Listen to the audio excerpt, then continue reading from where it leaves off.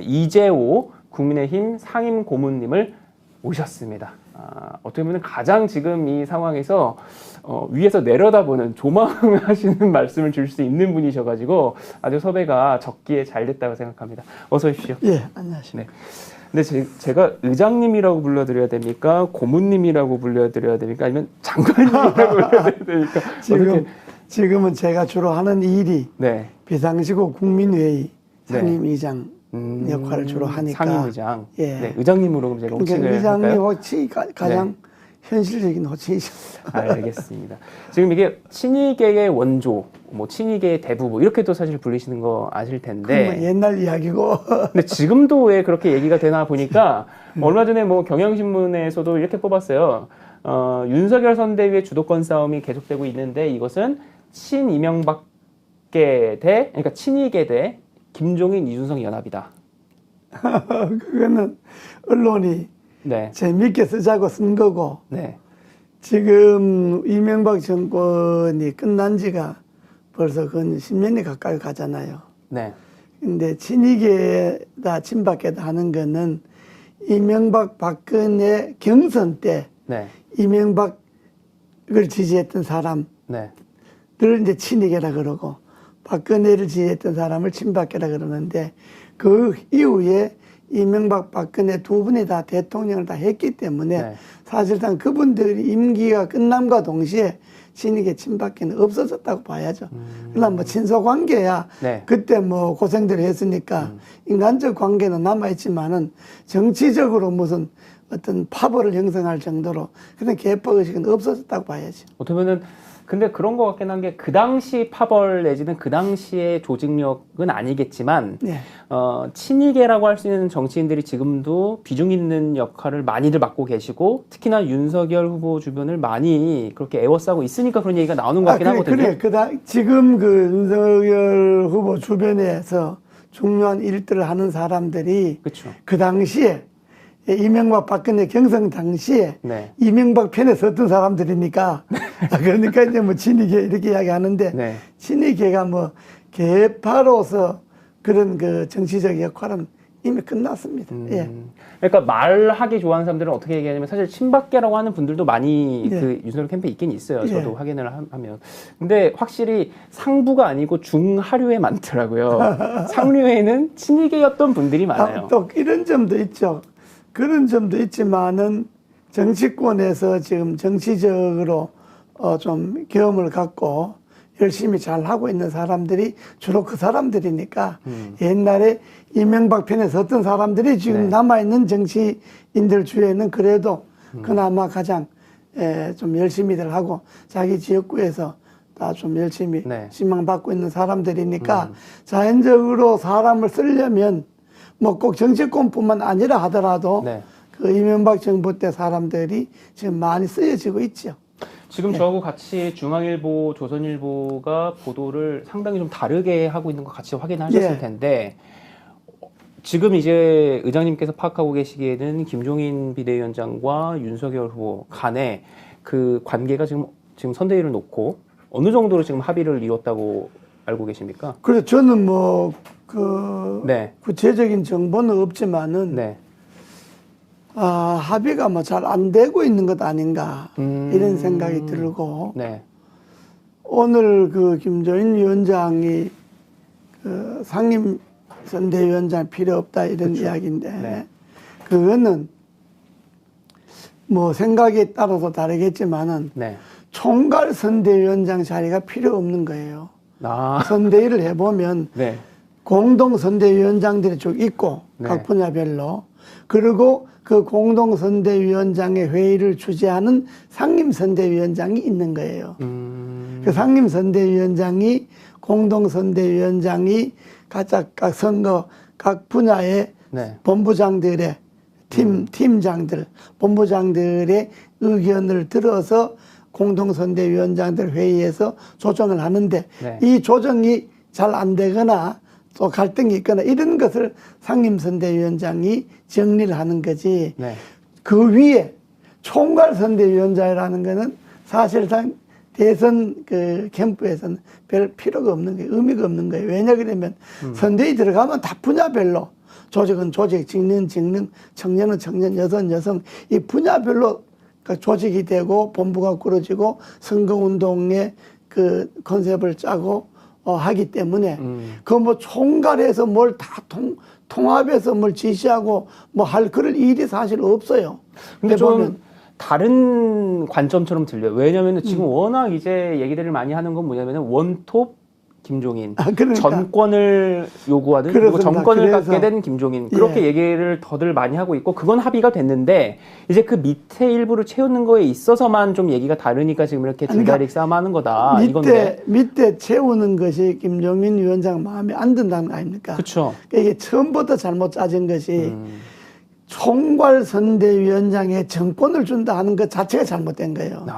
이게 그러니까 김종인 위원장이 네. 그냥 선대위에 상임선대위원장으로 돌아갔고 네. 공동선대위원장들이 의견을 조정하고 또 어떤 뭐 정책팀에서 올라오는 정책을 조율하고 하면 되는 거지. 이분이 내가 총괄선대위원장으로 전권을 갖겠다 그러니까 이게 말이 안 된다 그죠. 그러니까 그간 예. 말씀하신 주요 발언들을 지금 예. 제가 정리해 보니까 의장님께서 후보가 당의 정권을 갖게 돼 있는데 그것도 무슨 정권을 요구를 하느냐 이런 말씀도 그렇습니다. 하셨고 그것도 있고 그리고 또 윤석열 후보는 부패와의 전쟁 이거에 예. 초점을 뒀는데 김종인 위원장이야말로 바로 부패 전력자이지 않냐. 그리고 이것도 재밌었어요. 킹메이커는 한 번만 하는 거다. 예. 지금처럼 매번 하고 아니다. 이거는 한 번만 하는 거다라고 얘기를 했고요. 마지막으로 국민의힘 상임 고문들도 김종인을 반대한다. 상임 고문들이 다 반대하는 건 아니지만은 주로 저 또래 상임 고문들이 한 5, 6명 있는데 그 사람들은 견해가 다 저하고 같죠. 같고 그 이제 거기서 이제 그 네. 제가 그렇게 지적한 것 중에 왜 총괄선대위원장의 정권을 주는 것을 반대하느냐 하면 제일 중요한 거기 이제 나열한 것도 있지만은 네네. 또 거기에 또 더 중요한 거는 김종인 위원장이 전력이 문재인 대통령하고 그 소위 킹메이커 한다고 하면서 네. 이 사이가 안 좋게 헤어졌잖아요. 네네. 박근혜 대통령하고도 킹메이커 한다고 하면서 사이가 안 좋게 헤어졌잖아요. 네. 킹메이커라고 하는 거는 킹하고 정치적 운명을 역할을 같이 하는 거거든요. 그런 점이 또 하나 있고 또 하나는 김종인 위원장이 그동안에 비상대책위원장 할 때나 쭉 보면 자기 마음에 안 들거나 자기 의견을 안 따라가면 제끼 뿌리잖아요. 나 안 하고 간다. 나 안 한다. 그러니까 총괄선대위원장을 맡았다가 밑에 공동선대위원장들이 의견이 자기하고 다르면 나는 그러면 안 한다고 가버리면 지금 선거가 얼마 남지도 않았는데 이 보통 문제 아니잖아요. 근데 그게 그분의 스타일이나 능력 아닙니까? 그러니까 그게- 예를 들어서 출근을 안 하고 있으면은 뭐 후보부터 해갖고 당의 지도부가 다 가서 출근 좀 해주십시오. 항상 이러고 끝났어요. 그래, 본인으로서는 기분 좋을는지 모르지만은 국민들이 보거나 선거를 눈앞에 두고 있는 선거 본부에 참여하는 사람들을 볼 때는 진짜 미치고 환장할 노릇이죠. 그러니까 그런 전력 때문에 김종인 위원장에게 모든 정권을 맡기는 단독 총괄 선대위원장 이런 자리는 안 맞다 이거예요. 그냥 공동선대위원장의 회의를 주재하고 선대위 간의 의견을 조정하는 상임선대위원장 정도로 들어오는 거는 반대할 사람이 없죠. 네. 그렇잖아요. 그건 누구든지 해야 되니까. 네. 그런데 굳이 상임선대위원장 또 따로 두고 그 위에 또 총괄선대위원장을 김종인을 따로 두고 하는 거는 이거는 선거 뭐 그렇게 할 수도 있겠지만은 그렇게 하는 거는 선거운동이 효과적으로 수행되기 어렵다. 그런 거니까 상임위원장을 두려면 상임위원장만 두든지 총괄선대위원장을 둬서 그 사람에게 그 공동선대위원장의 회의 운영권을 맡기려면 그럼 그 사람에게 맡기고 상임선대위원장을 안 두든지 이래야지 이게 모두 총괄, 상임, 공동 이 3단계는 옳지 않습니다. 예. 그런데 김종인 전 비대위원장은 확고한 입장이에요. 나에게 거의 모든 상당한 권한을 요구하고 있어요. 왜냐하면 허수아비 노릇을 할 수 없다고 얘기를 했거든요. 아니 그러니까 말씀하신 대로 상임 고문 중에 한 명이 되는 거는 이분도 받아들일 것 같지 않기 때문에. 상임 고문주의 한 명이 아니라 공동선대위원장이 이제 여러 명 있을 것 아닙니까? 이제 분야별로 네. 조직 분야 선대위원장, 뭐 직능 분야 선대위원장, 뭐 여러 분야 있을 텐데 이 공동선대위원장들의 의견을 조정하는 상임선대위원장인 거죠. 아. 예. 그러니까 이 역할도 큰 거죠. 네네네. 그런데 그 상임선대위원장 위에 또 총괄선대위원장을 두려면 네. 이거는 상임선대위원장을 두지 말든지 네. 상임선대위원장을 두려면 총괄선대위원장을 두지 말든지 이렇게 선대위원장, 선대본부 이 선거체제 시스템을 네. 효과적으로 줄여야지. 이건 뭐 행정구역처럼 무슨 뭐 중앙정부 있고 광역 네네. 있고 기초 있고 이렇게 하는 게 아니다 이 말이지. 예. 근데 저는 정말 좀 중요한 말씀이다 싶었던 게 후보가 당의 정권을 갖게 돼 있는데 왜 김종인이 정권을 갖게 되느냐 이런 취지로 말씀하셨거든요. 그렇습니다. 근데 이게 어떻게 보면 윤석열 후보 자체에 대한 비판 아닙니까? 이분 아니, 자체가 후보로서 정권을 갖고 하면 되는 건데 이게 어떻게 보면 좀 안 되겠으니까 자꾸 의지하려는 거 그게 아니에요? 원래요. 지금 이런 선거대책본부를 두고 이런 논란이 있었던 적이 없습니다. 제가 그 김영삼 대통령은 뭐 제가 당에 들어가기 국회의원 돼서 들어갔으니까 그 선거대본부에 참여는 네. 안 했지만은 그 이후에 있었던 이회창 선대본부, 이명박 선대본부는 다 참여해 봤잖아요. 네. 역대 선거대책, 대통령 선거대책 위원회를 꾸리는데 이런 일이 없어요. 무슨 내가 한 사람이 총괄선대위원장하고 정권을 달라 이러고 또 네. 후보가 당헌상 정권을 갖게 돼 있는데 선거 대책위원회 전체의 총괄 권한은 후보에게 있는 거예요. 그런데 후보 말고 또 무슨 총괄선대위원장의 정권을 갖는다. 이런 거는 듣도 보도 못한 거예요. 이런 이야기는 있어 본 적도 없는 거예요. 총괄선대위원장. 그러니까 윤석열 후보에 대해서도 비판의 말씀을 좀 하셔야겠어요. 그러니까 윤석열 후보도 그래요. 후보도 본인이 딱 부러지게 이 선거는 내가 대통령 후보이기 때문에 내 책임하에 이루어지는 겁니다. 모든 책임은 내가 지는 겁니다. 책임을 지는 만큼 권한도 내가 행사합니다. 네. 그건 국민의힘 당헌상에 있는 권한입니다. 그러니까 제 의견을 우선적으로 존중해 주십시오. 이렇게 네. 딱 치고 나가야지.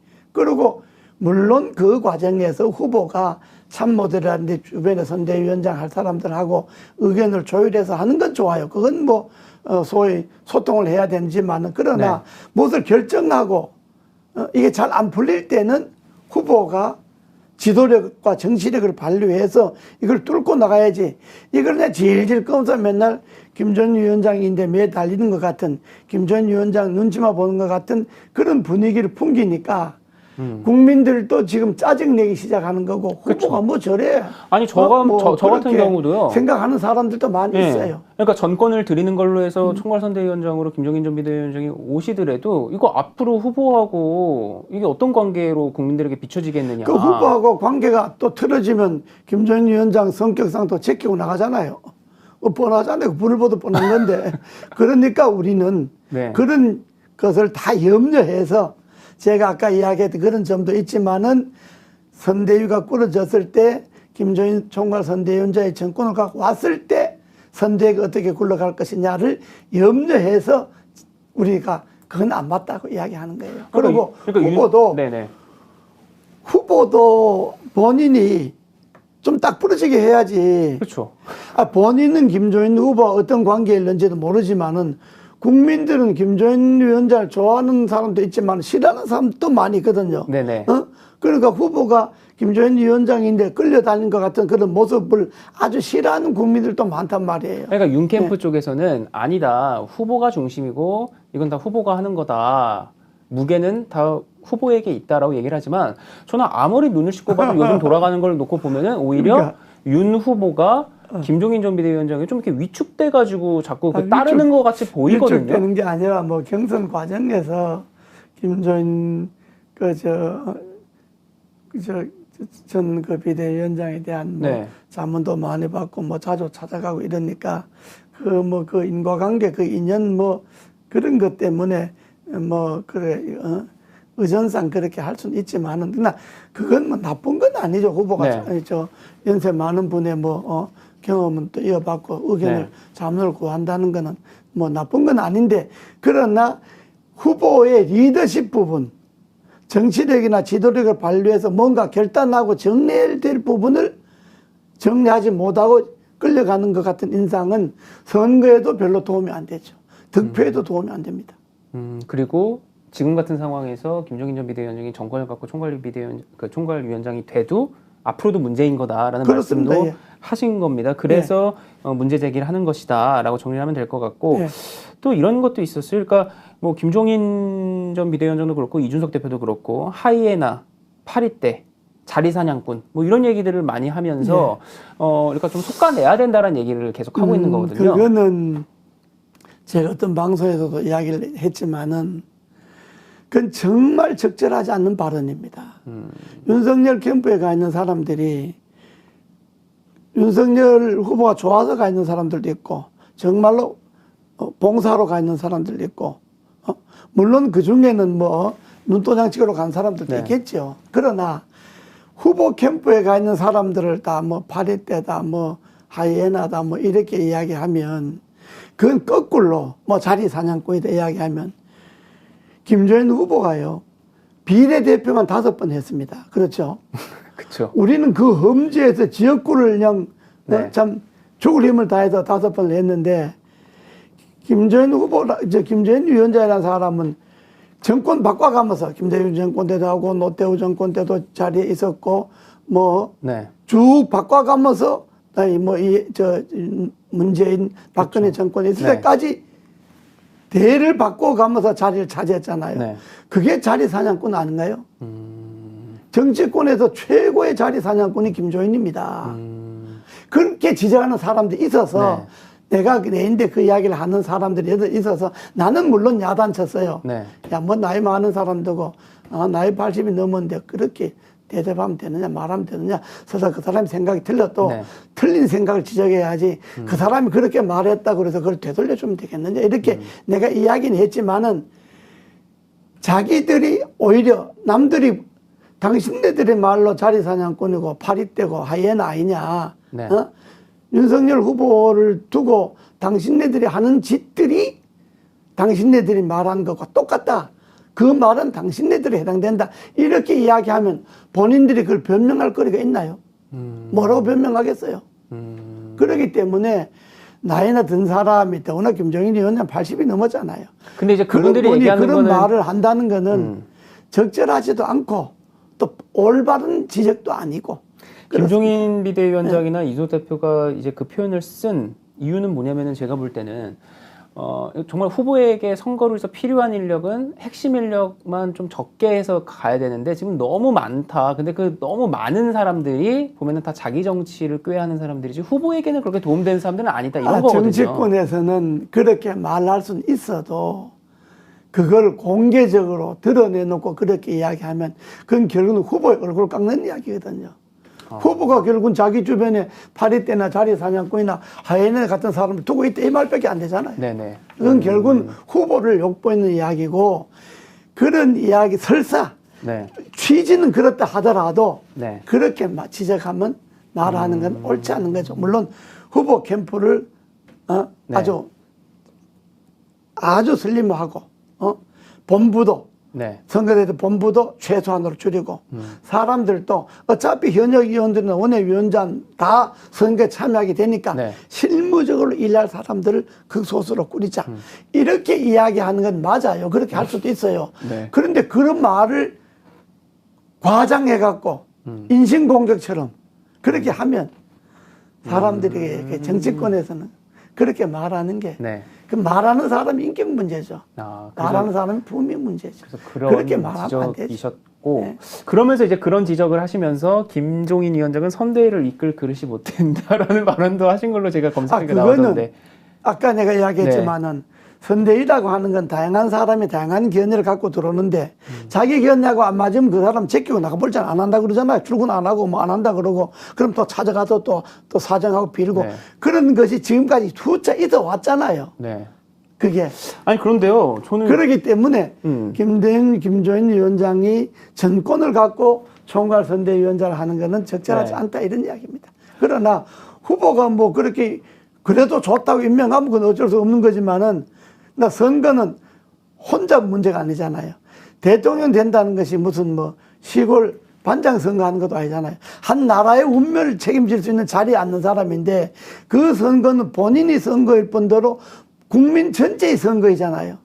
그러니까 모든 사람들이 지적하는 거, 생각하는 걸 골고루 다 들어야지 자기 생각과 안 맞는 건 다 쓸데없는 생각이다. 파리떼들 생각이다. 이렇게 쳐버리면 그거는 선거가 아니죠. 그런데 이제 뭐 국민의힘의 최고위원들도 그렇고 김종인 전 비대위원장에게 전권을 주면서 이번 선거를 맡겨야 된다. 왜냐? 이분은 항상 선거를 승리로 이끈 분이기 때문에 이분만한 분이 없다. 결국 이거거든요. 동의하세요? 선거를 그분이 승리로 이끈 게 아니고 네. 승리하는 선거의 자리에 가 있던 거죠. 봅시다. 네. 문재인 대통령이 대선 때. 대선 네. 때 김종인 위원장이 없었다고 문재인 대통령이 안 됐나요? 이미 분위기가. 박근혜 대통령은 이미 분위기가 다 되게 돼 있는데 안 됐나요? 네. 오세훈 시장 안철수하고 후보 단일화 하면 누구든지 되게 돼 있었어요. 후보 단일화 오세훈 안철수 두 주에 후보 단일화 되는 사람이 시장 되게 돼 있었어요. 네. 근데 그걸 김종인 때문에 단일화가 돼서 시장이 됐나요? 그거는 김종인 추종자들이 하는 소리지. 네. 객관적으로 볼 때는 그냥 웃는 소리예요. 웃고 말아요. 저는 이게 좀 기시감이 드는 것이 지난 이제 4월 재보선 때 서울 부산시장 선거가 있었잖아요. 특히나 이제 서울시장 같은 경우는 안철수와의 단일화 이게 지금 방금 말씀 꺼내셨는데 그때도 어떻게 보면 쪼개졌던 게 좀 지금하고 비슷하게 쪼개지지 않았나요?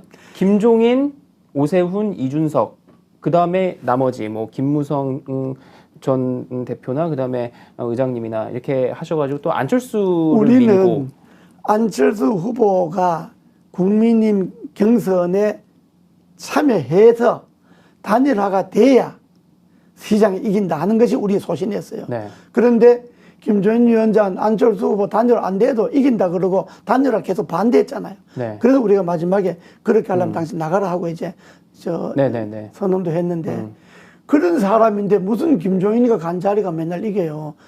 다 이기게 돼 있는 자리에 자기가 네. 가 있었어. 해병만 안 놓으면 다행이지. 김종인 전 비대위원장이 이제 총괄선대위원장이 되면 안철수와의 단일화 연말에 어떻게 되는 겁니까? 좀 어렵다고 안 봐야 되겠습니까? 우선 두 사람이 이게 정치를 해보면요. 네. 정치적 견해는 다를 수가 있어요. 네. 여야가 다르듯이. 네. 또 사람과 개인 사이에서도 정치적 노선이나 네. 철학은 다를 수가 있어요. 근데 인간관계는 좋을 수가 있거든요. 내가 당신이 견해는 동의하지 않지만은 네. 나 당신하고 인간적으로 지내는 거는 좋아한다. 이런 기억이 있거든요. 네. 그런데 김종인, 안철수는 인간적으로 서로 안 좋아하잖아요. 서로 아주 싫어하잖아요. 제가 볼 때 김종인 비대위원장이나 이준석 대표 같은 경우는 안철수 국민의당 대표를 대선 내내 그냥 무시하는 전략으로 갈 것 같거든요. 그렇지 뭐 그렇게 갈 것 같죠. 안철수 안 와도 된다 뭐 이런 이야기인데. 그러면은 그때 서울시장 되고 좀 비슷해요 또. 아니다 단일화 해야 된다고 분들이 또 계실 만약에 거고. 서울시장 때 안철수 오세훈 단일화 안 했으면 오세훈 됐겠어요? 안 됩니다. 서울시장 선거의 공로는 김종인 위원장인데 있는 게 아니고 안철수 위원장인데 있는 거예요, 사실은. 안철수 위원장이 그때 자기가 모든 걸 포기하고 국민님 경선에 단일화에 참여하겠다 해서 근데 오세훈 이루어진 시장은 거잖아요.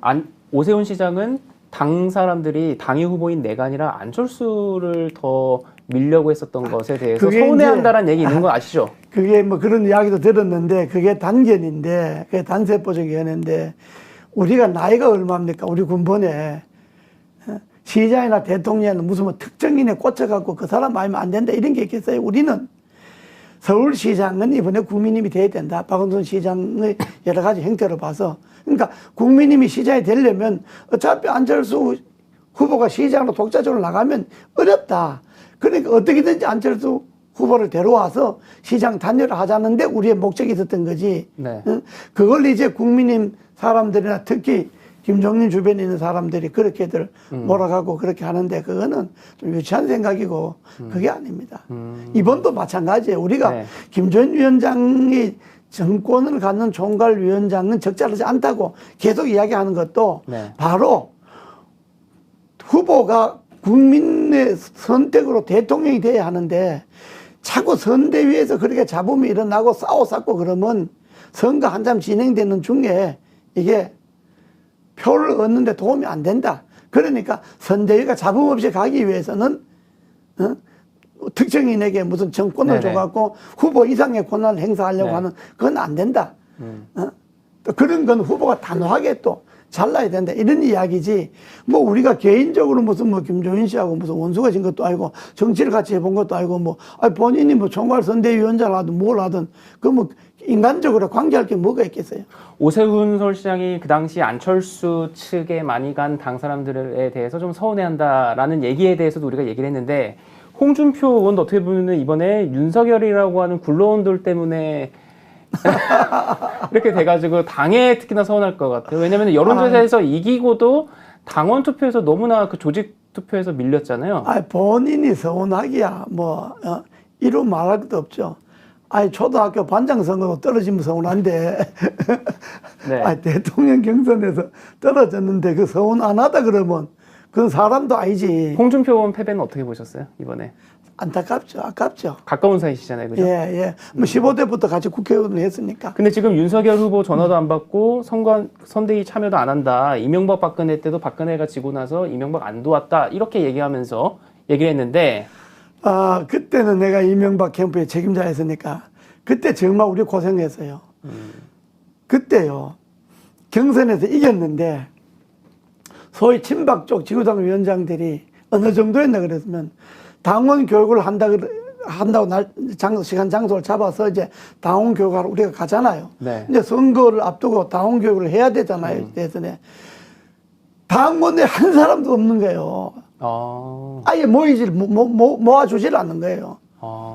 위원장도 나타나지도 안 하고. 네. 그렇게 우리가 고생을 하면서 선거를 했어요. 그러니까 그러나 대선에 떨어진 사람, 네네. 경선에 떨어진 사람의 심정도 생각해서 우리가 꼭 참고 본인에게 뭐 선대위에 참여하라 원래 경선에 떨어진 사람 선대위에 참여하지 않아요 원래. 예. 그냥 도와주는 거죠. 백의종군하거나 뭐 유세 때나 나 도와주거나 이렇게 외곽에서 도와주는 거지 무슨 선대위에 뭐 완장차고 나서고 이러지 않아요. 그거는 윤석열 캠프가 그걸 기대했다면 그건 잘못이고. 홍준표 의원의 지금 처신이 잘못된 게 없다는 말씀입니다. 그죠? 본인이 말을 무슨 예를 들어서 네. 윤석열 후보가 되면 뭐 불행한다든지 이렇게 말하는 거는 그거는 네. 좀 사려 깊지 못한 발언이지만은 그러나 경선에서 아깝게 떨어진 사람이 아직 경선 끝난 지 뭐 한 달도 채 안 됐는데 네. 지금 뭐 저렇게 또 자기 정치 하겠다는 것에 대해서 그걸 비난할 건 없고 결국은 이제 선거가 이제 무리가 가면 이제 12월 들어서 1, 2월 들어서면 결국은 본인이 백의종군 한다 그랬잖아요. 네. 백의종군 한다는 말은 내가 직책은 안 맞지만은 감투는 안 쓰지만은 선거에는 반대하지는 않는다. 참여한다. 이 말이잖아요. 그러니까 네. 본인이 백의종군 한다는 말을 액면 그대로 받아들이면 돼요. 그거 더 이상 해석을 붙일 필요가 없어요. 마지막으로 딱 하나만 네. 여쭙게요. 지금 시간이 많이 됐는데 지금 어쨌든 김종인 전 비대위원장이 지금 계속해서 이렇게 요구를 하고 있는 겁니다. 그죠? 그렇죠. 얼마나 받아들여질 거라고 보세요? 그러니까 누가 이길 거냐? 이게 그래 되면 불행한 거죠. 당이 불행한 거죠. 어떻게 될 거라고 보세요? 전망하시기에. 뭐 잘 타협을 해야죠. 김 전 위원장도 본인이 좀 연세도 있으시고 한데 본인도 좀 양보도 하고 본인이 주장이 본인의 요구가 얼마나 무리한 것인가 네. 하는 것도 좀 본인이 생각을 하시고 그리고 뭐 어른을 선대위원장으로 모시고 오면 네. 거기에 맞는 의전을 해주면 되는 거지. 무슨 선대위에 뭐 선거판에 결정권을 내가 갖는다, 총괄 지휘를 한다 이런 생각을 하면 안 되고 그러니까 적절한 선에서 합의를 보리라고 봅니다. 뭐 다 어른들이 하는 일인데. 네네. 그리고 뭐 이게 무슨 개인 집안 싸움이 아니잖아요. 네네. 한 나라의 국가를 운영하는 자리를 두고 지금 하는 네. 거잖아요. 그러니까 국민을 생각해야지. 이 윤석열 후보도 그러고 김종인 위원장도 그러고 자기들 생각하면 안 돼요. 국민을 생각해야지. 대통령 선거에 참여하는 국민을 보고 국민의 입장을 생각하고 처신을 해야지. 자기 감정대로 처신하면 안 돼요. 그러잖아요. 알겠습니다. 네, 김종인 전 비대위원장이 끝까지 전권을 요구하면서 몸이 부리시면 안 된다 정도로 정리하겠습니다. 오늘 출연 감사합니다. 예, 감사합니다.